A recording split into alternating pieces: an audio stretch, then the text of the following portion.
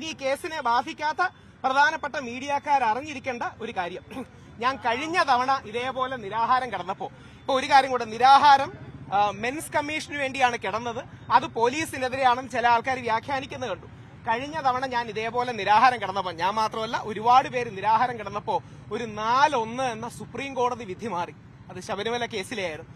അന്ന് ഞങ്ങൾ വിശ്വാസികളുടെ പോരാട്ടം, അന്ന് എന്നെയാണ് ആദ്യമായിട്ട് അറസ്റ്റ് ചെയ്ത് ജയിലിൽ കൊണ്ടുപോകുന്നത്. ആദ്യം അറസ്റ്റ് ചെയ്യപ്പെടുന്നത് എന്റെ മുത്തശ്ശിയാണ്, പിന്നീട് അമ്മയാണ്, പിന്നീട് ഞാനും പ്രയാർ സാറുവാ.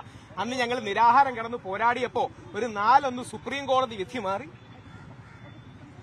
ശരി, ഇതും കൂടെ പറഞ്ഞു നിർത്താം. ഇത് പിന്നെ ഇനി എന്താ അറിയോ, വീട്ടുകാരുടെ ആ സമ്മർദ്ദമാണ്, വീട്ടുകാരുടെ വിഷമം കൊണ്ട് മാത്രമാണ്. ആദ്യം തന്നെ ദീപയ്ക്ക്, അമ്മയ്ക്ക്, പ്രവീണിന്, നമ്മുടെ വീട്ടുകാർക്ക് എല്ലാം നന്ദി പറയണം. സംസാരിക്കുന്നില്ല, വേറൊരു കാര്യം, ഇതല്ല വേറൊരു കാര്യമാണ്. ശരി, ഇനി 2 കാര്യങ്ങൾ. ഈ കേസോട് യാതൊരു ബന്ധവുമില്ല. ഈ കേസ് സർ പറയൂ സർ, എളുപ്പം പറയണേ സർ. കേസുമായിട്ടൊന്നും ബന്ധപ്പെട്ട് പറയുന്നില്ല. എന്താ കണ്ടീഷൻ?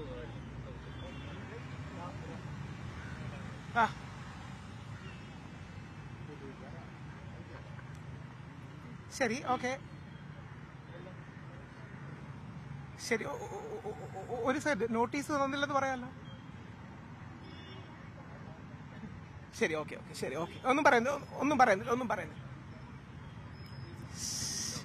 ശരി, ഹൈക്കോടതി പോകുമെന്ന് പറയാമല്ലോ അല്ലേ? ഓക്കെ, ശരി, ഓക്കെ, ശരി, ഓക്കെ. ഒന്നും പറയില്ല. ശരി.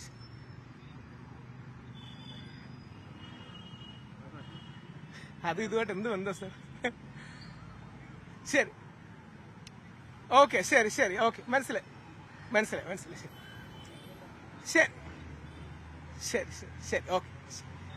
ശരി, ഓക്കെ, മനസ്സിലായി. ഓക്കെ. വീട്ടുകാരുടെ അഡ്വക്കേറ്റിന്റെയും പേടിയാണ്. ദിലീപിന്റെ കേസിനെ കുറിച്ചൊക്കെ പറയാനുണ്ടായിരുന്നു, അതുപോലും പറയരുതെന്ന് പറഞ്ഞുകൊണ്ട് പറയുന്നില്ല. കാര്യം വീട്ടിൽ തിരിച്ചെനിക്ക് പോകുന്നതാണ്. ഇനി ഈ 2 പോയിന്റുകളാണ് മീഡിയക്കാരെ ദയവായി ശ്രദ്ധിക്കേണ്ടത്. ഞാൻ ഇതിൽ നിന്ന് മനസ്സിലാക്കിയ ഏറ്റവും വലിയ കാര്യം നിങ്ങളുടെ മീഡിയക്കാർക്കുള്ള പവറാണ്.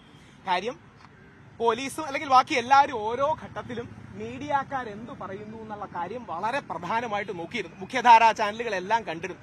നിങ്ങൾ എണീച്ചു നിന്ന് സത്യം പറയുകയാണെങ്കിൽ ഈ നാട്ടിൽ ഒരുപാട് മാറ്റങ്ങൾ ഉണ്ടാകും. അതുകൊണ്ട് ഓരോ മീഡിയക്കാരോട് ഞാൻ കാലുപിടിച്ച് അഭ്യർത്ഥിക്കുകയാണ്. നാളെ ഏത് കേസും, ഇപ്പൊ 2 കേസുകൾ ഞാൻ പറയുന്നില്ല, 2 പ്രമുഖരുടെ കേസുകൾ ഏതൊക്കെയാണെന്ന് ഉദ്ദേശിക്കാമല്ലോ, അതിനെക്കുറിച്ച് പറയുന്നില്ല.